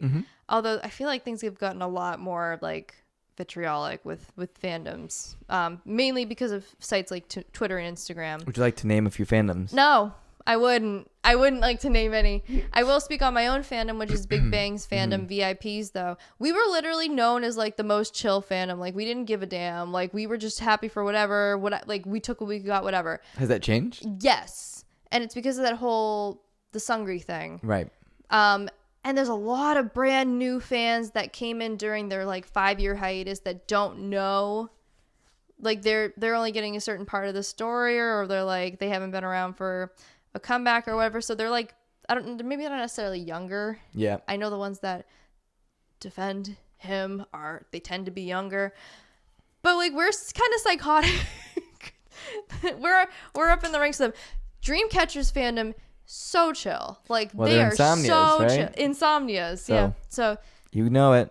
So, but the fandoms, some people are like, you shouldn't let the fandoms, drive you away from the artist. But sure. That basically for some of like artists mean you don't go on social media ever, like ever, True. Or else the experience is gonna be ruined for you. It's just like good work, good balance for social media in general for anyone, artist or not. It's probably for the best. Yeah, but also you shouldn't be limiting your social media use just because of that, because that's silly. But at the same time, some fans are very intense, right? And think that you have to like every single song that an artist puts out to be a true fan. You don't. And that's not true. I don't think I can only think of one group who only has 12 songs right now in their repertoire where I like every single thing. There's a Dreamcatcher, there's songs I don't quite really jive with. Big Bang, right. Same thing. And that doesn't make me any less of a fan. Twitterverse. Everyone has skips. Like, yeah. Like, even if the song's not bad, if it's not up to your standard, it could be a skip. And that's okay, America and other countries. Happens. It happens. Not every song's a bop. So, yeah. So, yeah. So that's why I'm not sure how I fit in with this Asian music community that I was a part of in 2012. Like, I'm an old hag. But there's a space. Okay, listen. Mm-hmm. I think, and I'm someone who's on the outside. Okay, mm-hmm. I know the music very, very lightly. Okay, I'm not embroiled in any of the forums. Yeah, I know you are. I don't follow the TV shows. Yeah, I don't follow the award shows. Mm-hmm. Nothing like that, right? I just simply enjoy the music. Yep. And that's the way to go. I know. It really is. I agree. There are some things in music that I'm really embroiled in, and I know that kind of stuff. Mm-hmm. But for K-pop, I don't really get into that side of it, at least not yet. Okay? Yeah. I think. Mm-hmm. Dun, dun, dun. Should I say this? I don't know. It was a very dramatic pause. You ready? Yeah, go for it. Go off. I'm trying. Okay. I can't remember what the fuck I was saying. Uh-oh. Cliffhanger. I had a good thing to say too. Aw. Jesus. The train of thought, man. That's okay. Well, if you ever want to get on the Dreamcatcher train, there's always seats aboard because that fandom is very much just like they just want to look at pretty girls and headbang. Like that is the fandom. That's pretty much it. So it's good for anyone, any age. absolutely, yeah. What were we actually talking about?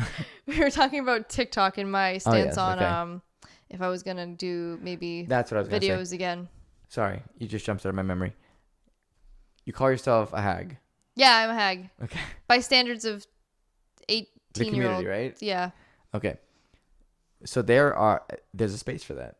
Mm-hmm. That's your edge. Okay, you're not the 18-year-old K-pop fan anymore. Yeah. You are the 30-something-year-old millennial K-pop fan who has seen several different groups since, I don't know, mid 2000s and plus, my God, right? Yeah. Mm-hmm. So back in my day, it was considered a worldwide success to get the #1 on the iTunes World Chart. see? So yeah, maybe someday, but for now, I'm just gonna stick with TikTok. Okay, yeah, that's what I'm saying. Catch me there. Catch her on TikTok. Yeah, making videos for the podcast. It's business still. It's strictly business. Yeah. Don't. So that's fine. But anyways, you know what I'm saying. There's a space for that. There's a space for that. So there's a community for. Again, the theme is community. Bringing it back, man. Jeez. Bringing it back. We have an overarching theme here. Let's go. Aww. But speaking about Twitter, oh yeah.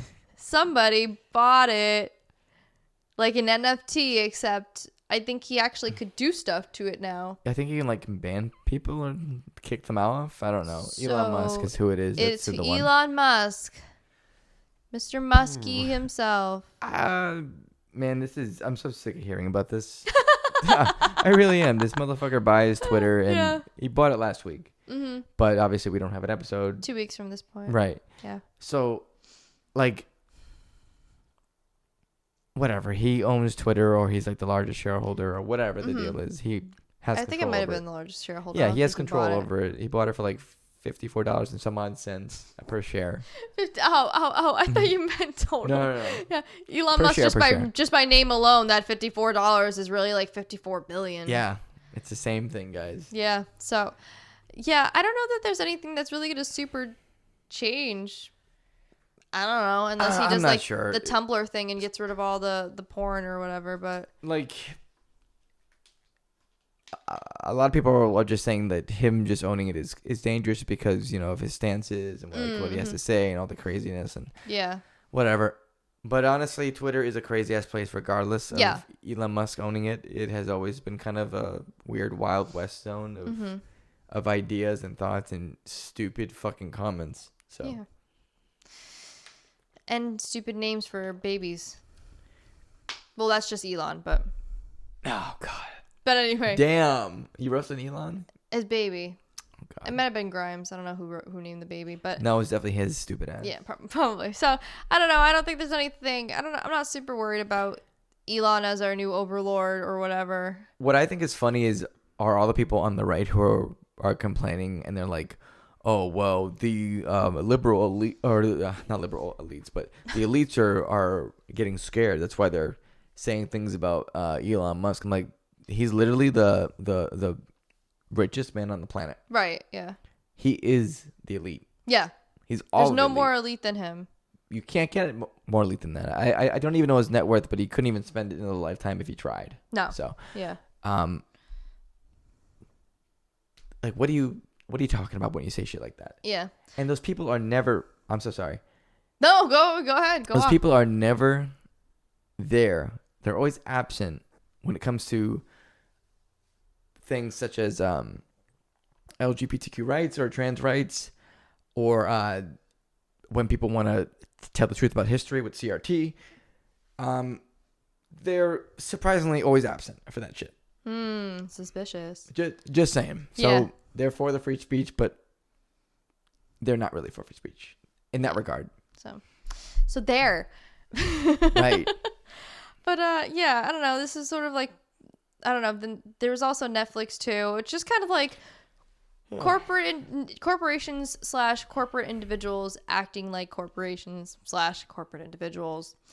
Because like Netflix has just decided, hey, you know this thing that didn't work? Let's do the opposite thing that would fix it to fix it for everything. They made the price higher, and then they're putting in ads, right, or something like that. Yeah, they're gonna start putting ads in now. They're supposedly cracking down on password sharing.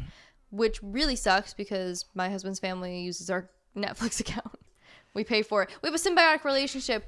We pay for their usage on our Netflix account. They pay for our usage on their Disney Plus account. So it's just because like people figured it out, and we went to streaming services for no ads and everything that cable wasn't, basically. Yeah, and now it's becoming cable. And now it's literally becoming cable again. Mm-hmm. So I think Netflix is doing a thing where, like, if they see you logged in somewhere else, they'll charge you, like, $1 more or some stupid shit like that. Yeah, great. I don't know. I haven't really looked into it. I just know that they're changing in some capacity and maybe doing ads, which Hulu already does, and they suck.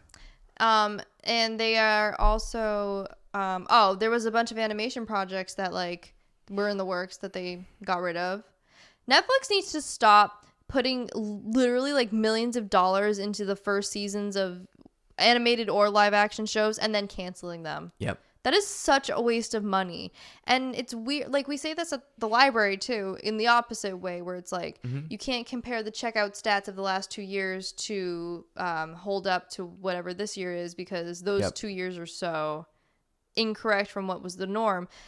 Everybody and their like during the quarantine 2020 was probably the highest like viewership ratings they ever had ever. Because all you could do was Netflix in quarantine, or Hulu in quarantine, or whatever. Anyway, so if they're comparing like 2021 having a big dip in viewership or whatever compared to 2020, they're setting themselves up for failure. Like there no way on this earth, unless we have another like disastrous pandemic, are we all ever going to tune into Netflix at the same time. It's unrealistic to compare the numbers of the present to the numbers of, I guess it's the past. 2 years ago doesn't seem like it doesn't seem like 2 years ago. Plus also like we're still in the pandemic, so it all seems like one big huge ass year. We're out and about more now though. Yeah, life is healing. Nature is healing.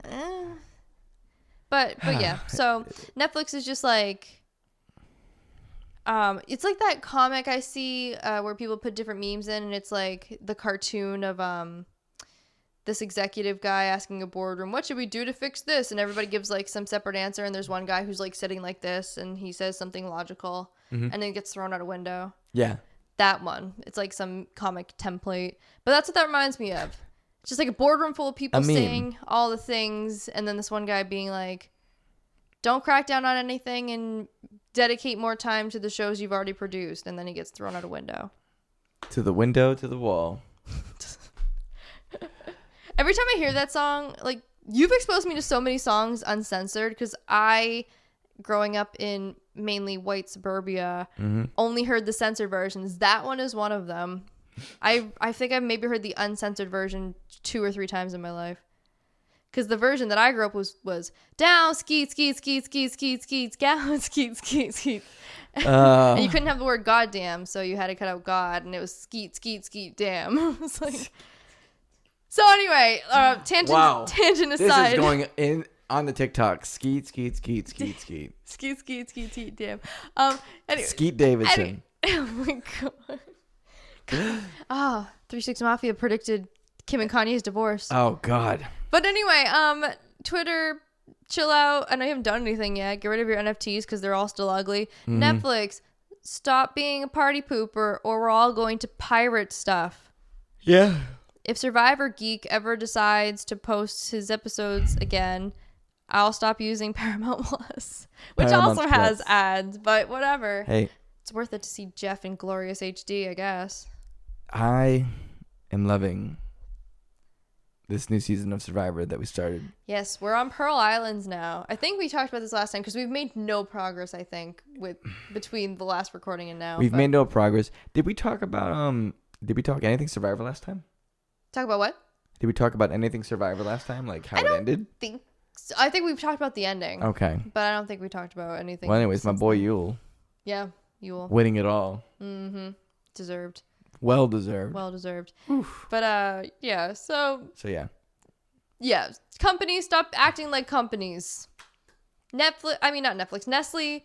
I know that you changed your packaging for your Pure Life water bottles so they don't say Nestle on them. And you try to hide your branding, but I see through you. Thanks, And I taste Hydro it too. Homies It's not subreddit. great. Huh? Oh no, it just doesn't taste great. No, Like it water- doesn't. It's made from the tears of slave child labor. Oh my god. That is not sponsored by the podcast in any way. Sponsored by Poland Spring, because we like you better. I don't know, man. Poland Spring. Okay. You're ruining the sponsorship. All right, Poland Spring. You're ruining. Pay us money, or I'm not gonna fucking say Poland Spring, and I'm gonna hide your bottle. I'll take off the fucking label too. Jesus Christ. You heard me. This is the ransom. Oh my god. This is the ransom. This is a threat. Wow. All right. Next well, subject. It sort of correlates with TikTok, Twitter, and all the other stuff. What is it? The new, like, it really is, like, Hollywood is such a weird moving machine with a lot of cogs and moving parts. Like, I feel like we were just talking about Will Smith and everything. Slap. And now all I hear about is Johnny Depp and Amber Heard. Amber Turd. It's so crazy how, like, the public, and I'm guilty of this too, like, just jumps from one new crazy thing to the next crazy thing. That's how we are. Yeah. Like, who is still really talking about Ukraine anymore? Well, Angelina Jolie is currently in Ukraine, so. I'm just saying, like, it was on every little thing. It was on every section. Well, and it's now like the pandemic too. I think humans as a whole species just get, we get sick of hearing the same thing over and over and over. Our attention spans are real short, right? Yeah, even though the cause or the threat is still very real, and we're just moving on to the next thing. It's why people like Hollywood so much. It's like escapism. But yeah, so this whole Johnny Depp Amber Heard trial, which is for defamation, I believe it's a defamation trial. Mm-hmm. You're right. I've seen a lot of I haven't seen him on TikTok. I've seen him on YouTube, like these edits of like Johnny Depp like taking things in stride and like having to listen to these ridiculous questions from Amber Heard's side, or like Amber Heard said she was using this type of makeup to hide the bruises on her face from Johnny Depp, and then the makeup company literally was like, about that, we didn't make that palette until after she and Johnny got divorced or whatever, Mm-hmm. It's like salacious and kind of funny and interesting, but at the end of the day, it is a little screwed up how we're all treating this, like said she said of domestic abuse as like entertainment. It is. Well, you know what? They weird. televised it. They did, but it's like, why? I don't know. It just feels icky. But I'm guilty of it too. So I'm not helping anything. But it's like, I don't know. Think about if people actually canceled Chris Brown like he should have been when the whole thing with Rihanna happens. Like, I don't know. I don't feel like we would be. I don't know, because there's some like horrific stuff that mainly Johnny Depp is accusing of Amber Heard, like putting a cigarette out on his face, or like that whole cutting his finger thing. And it's horrific stuff that's only made funny by the fact that apparently Amber Heard has like a really incompetent or like desperate law team behind her. Yeah. But I just feel like with anybody else with some sort of domestic abuse, whatever's, it wouldn't be treated this way. And it shouldn't be, but we're all guilty of it. Yeah. I don't know. I'm airing my conscience out. I only see news and stuff here and there. Like, I try not to pay too much attention to it. I do know what is going on for the most part, but I can't tell you specific breakdowns. Like, I know about the finger thing. I know about the incident with her shitting on the bed. Amber Turd. That's a well-deserved nickname. And I can't remember who she's associated with, so I'm just going to keep it to myself. I was going to make another joke okay. in that vein, but I can't verify that. Okay. There are so many parodies. There are things on TikTok about it. Mm-hmm. There is somebody who edited Johnny Depp's testimony about Amber Heard shitting in the bed, and there's a Metallica song called like "And Nothing Else Matters," Oh, jeez. and they made it something. I forget the beginning of the title, but it's something fecal matters or something like that. Ew. It fits it really well, and it's funny. Yeah. But it's kind of a circus. Yeah. It's kind of a circus. It's nuts. But I think so. Like, I don't know. My thoughts are, I don't think either of them is innocent. I think definitely she appears to have been the aggressor in most of their conflicts. And there's like recordings of her literally being like, no one's going to believe you because you're a man and stuff, like, which is messed up. But I also think that like they were toxic for each other. Like neither of them was good for each other. And I'm sure that if Johnny did put his hands on her, it was like self-defense, retaliation. Like I don't believe that anything was really provoked, but I also don't believe like, I mean, they were both just not good for each other. Sure, they have their flaws, and unfortunately, they didn't mix well. And she has a history of domestic violence with her partners anyway.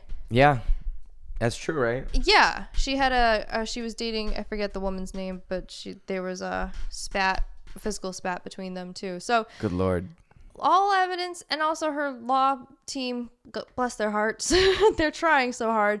They're saying words. Points to her. The main point is if it was like defamation against one or the other. And I don't know. I forget which way it's going. If she's suing him or he's suing her or whatever it is. I forget. But I think he's suing her because of an expose that she wrote in like the Washington Post. Oh, that's right. Yeah. A couple years back. Yeah. So I think he's suing her, and obviously probably them too, I'm guessing.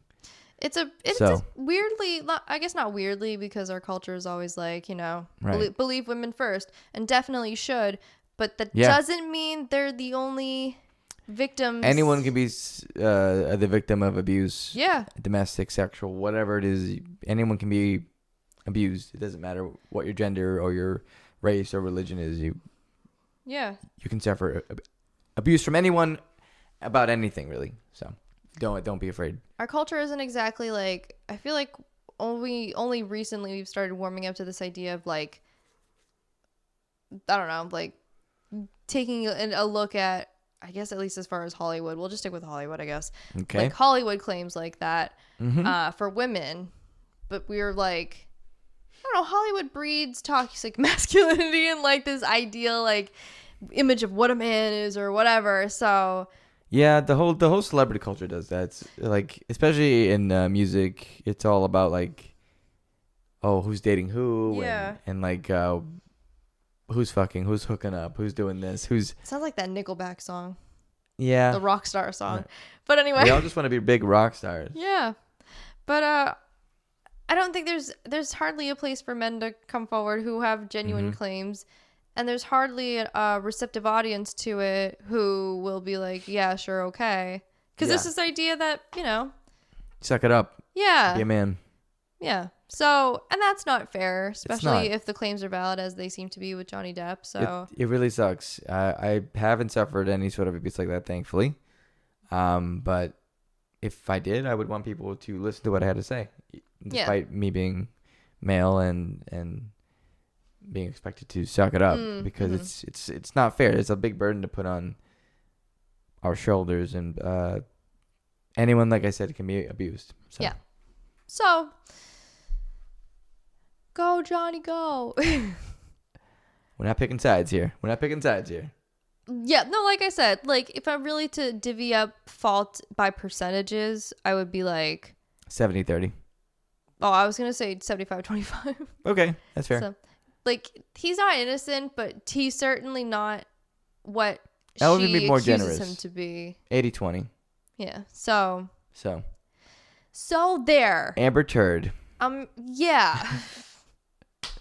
The internet, it could be kind of hostile and stuff sometimes, but sometimes they come together for a good cause. It seems like everybody's kind of getting Amber Turd to trend on Twitter. Yeah.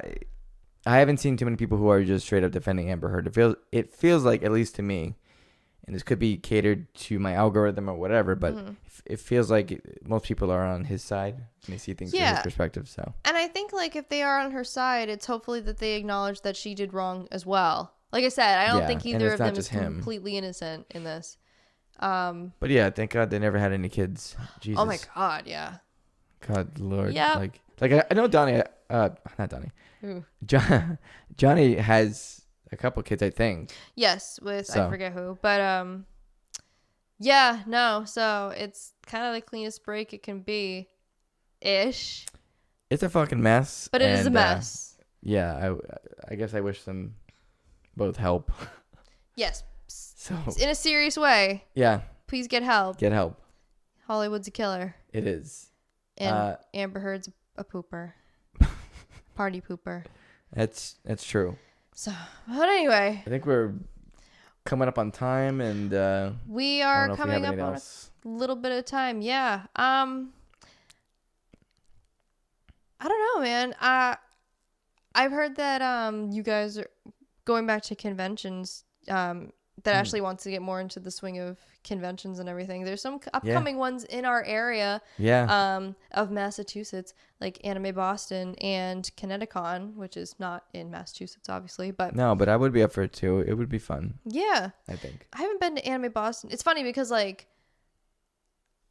I forget if we talked about this already, but, like, Anime Boston used to always happen on Easter weekend. Yes, that was always the thing. Because I remember, like, I couldn't remember what we did for Easter in my family. Right. And then I realized, like, oh yeah, I was going to Anime Boston for the last like 5 years. No wonder we didn't have an actual family sit down gathering because I wasn't there for it. I was dressing up as something or watching like the masquerade or whatever. Well, there was a church actually on site, so you could go to church if you wanted to. I always thought, like, how strange the people who are inside praying must think it that outside there's just a bunch of like Hetalia cosplayers, like, and people in skimpy clothes and stuff. Yeah. He's got a pyramid on his head. He's dragging a big ass sword or knife or whatever. It's the Illuminati. But yeah. Yeah, so Anime Boston, Kineticon's the one that like Josh and I go to. We went to. That one looks really fun. COVID. That one's like a general nerd one. It's anime, and then it's also like kind of. It could also be like sci-fi fantasy shows, like live action shows. It could be like video games and comics. It's a whole good. I like the fact that it's a wide gamut of. Yeah. Of things, you know, it's not just centered around one thing, which I know that that's a complaint from people who aren't gamers, or maybe not gamers to the extent that like I am. Yeah.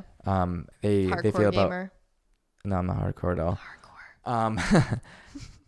Like they just are like, well, I don't really love video games that much, so it's just not really my cup of tea, which I totally get, and that's why I think Kineticon's probably better for people who are just general fans of. Maybe a ton of things or one specific thing that isn't related to gaming. Yeah. So. I think so too. Like, and I've got a short attention span, man. I want to see multiple different things. Yeah. I think even Anime Boston, I don't even know the last time I went. I think it was 2014 or 15, something like that. It was steering more toward like general nerdy things and less toward just anime. Because I know that one of the contingencies Anime Boston had for their musical guests was they had to at least have one anime theme song to like tie them into the anime thing. But I think they're kind of steering away from that now. Maybe. Yeah, they're just going general. And there's been so many times where I've seen the Anime Boston like music performance list and I'm like, shoot, I should have just bought a ticket just for the concert, like just to see this concert. Yeah. Yeah. Things like that. I miss it. But I will stress this, like I don't know if I would go to a convention that wasn't like PAX in terms of safety and health. Like if it wasn't requiring vaccinations and requiring masks too, like not just saying it's highly suggested you wear a mask, like that's not enough for me. Where if I'm going to be in that crowd, I want people to be masked up. So that's just me. No, I agree because we are still in the pandemic and between, like we were just talking about in the beginning, between Coachella and PAX East itself, it's just clear from these outbreaks, even with how cautious PAX East was being, that it's not over. Right. Because you can be asymptomatic and you have your mask down when you eat or whatever. And if you happen to be like eating in the food court, you can be near somebody. Like, it's not social distancing in the food court. No. So. No. That's why I was glad the people we sat at the table with at PAX East ended up leaving like 2 minutes later. I was like, you were very assertive in that. I was surprised when you Really? sat down at that table. I was hungry. I just wanted a place to sit You and just eat. sat right down. And I'm like, I guess I'm sitting next to you. Yeah, it's fine. Because that's what other people were clearly doing. Like, I looked around at other people. I'm like, oh, that's not together. They're not together. Yeah. Yeah. So. Like 15-year-old me is quaking. Mm-hmm. Like I would never in high school. I was literally surprised. It was what I was thinking to do, but you were just like, you just did it. I just was so hungry. And I even said it too. I'm like, oh, you just sat down. Yeah. Because the people that we sat down across from, they were just like looking at us like, what the fuck is happening? Were they? I didn't care. I was looking at my rice bowl. Oh, I know. I didn't care. I know. Shout out to, I forget the name of the food truck, but it was a rice bowl food truck, and it was so good. I think it was called Pokeballs. No, Pokebowls. Pokeballs, probably. Yeah, Pokeballs. Because they were rice bowls. Yeah. Yes. They were so good. They were really good. So, has Good everything you need for like getting through a convention or a large building. Yeah. It has your like starch, it has your veggies, it has some protein. Yep. You're good to go. It was good, and they had vegan options too. Yes. So shout out to them. Right. But yeah, so I brought up conventions again just because like it does feel like one of those the world is healing sort of things in my little nerd bubble. I feel good about it, and yeah, it's good that like. Listen, I don't want to catch COVID. Like, even 2 years into this, like, I still don't want to catch it. I know, me either. I feel like I would be like, well, I've had all this time not getting it. If I get it now, it's like, well, I'd be kind of shit. pissed. But it's good to know that if it did happen for whatever reason, we did all we could. Yeah. And people were vaxxed. Mm-hmm. So, like, if you do get it, it's probably going to be much less severe than somebody who isn't vaccinated. Or I'll boost it up because I also have the booster, and I think you do too. You have your booster. Your sense of like a taste and smell doesn't really go away with that variant. So yeah, no, there's still things about people like not being able to have their smell, and it's linked to like something neurological, which is crazy. But so, oh, by the way, after PAX, for varying reasons or differing reasons, me and Lewis were both sick afterwards. Anyway. Yeah.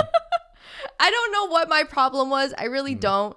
So, like, I did get tested before I came around for both COVID. And then, like, it was just, my throat hurt so bad. I think it's allergies, man. I'm serious about that, too. And like I said, I got tested before I came around you or the kids or whatever. Yeah. I thought it was strep because, like, my lymph nodes were so swollen, and I've had strep twice before, and it sucks, and you can't swallow anything, and it causes, like, fevers or whatever. Yeah, it does. Or it headaches. Can be bad. So I had all that. I did get, like, one of those horrible like CV like gag culture swabs. Yeah. And it wasn't COVID, and they were like, you'll hear a call back if it's strep, and it wasn't. So I don't know what I had. I don't think it was from the con because I had a mask on the whole time, except for when I sat at some person's table at the lunchroom. I'm not sure what it was, but it was something because clearly like you looked. I was miserable. I was gonna say. And then you were sick from like we just were both sick for different reasons. That was for a couple days too. Yeah. But so it happens. It just sucks because nearly everything is COVID. Actually, the sore throat thing is not a symptom of COVID anyway. So. Well, not anymore. In the beginning of COVID, it was, but now we're on like the Oma Delta Jimmy Neutronitis, bonitis. I don't know. Bonitis. My bonitis. Bonitis. But yeah, you think that's a wrap on this? I think so. Me too. So remember, kids, do your due diligence. Wear your mask over your nose. Get boosted. Right. If you're afraid of needles like I am, just go to a happy place in your brain. If that doesn't work, get therapy. Scream. Okay. Well, anyway. Just scream into the void. You should. Oh. So, thank you for listening or watching or both. Hopefully you listened while you watched. It'd be a little weird if you watched this on mute.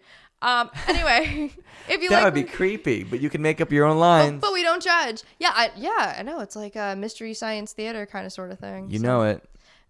Or Whose Line? That one skit in Whose Line? Oh God, I love that fucking show. Me too. If you like what you heard between depressing millennial facts and nerding out about conventions for nerds, consider subscribing to the Lemon Tea podcast. And it's down below. You don't have to click the bell. Just a subscription is really all we would like from you, because we want to see some growth, man. We just want to see a little bit. we are a budding tree. We are. Help us grow into one of those big trees that doesn't get destroyed in James Cameron's Avatar. Sequel's coming out soon, finally. Yeah, because everybody cared. Yeah, who gives a And everybody's really fuck? waiting for Avatar 2 Out of the Water, or whatever the heck it's called. I don't remember. I have no idea, but there's like 5 of those things now.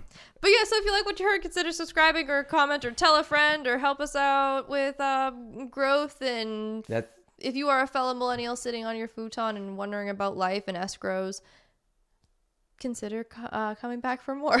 That's true. And if you want to check us out personally, privately, like on a solo basis, one-to-one, you can go to youtube.com/azarathflame with 2 E's. Okay, that's where you will find the K-pop corner of the last K-pop corner. 2 years and more, 4 years and more, and then you can demand that it comes back. So your petition, or change.org.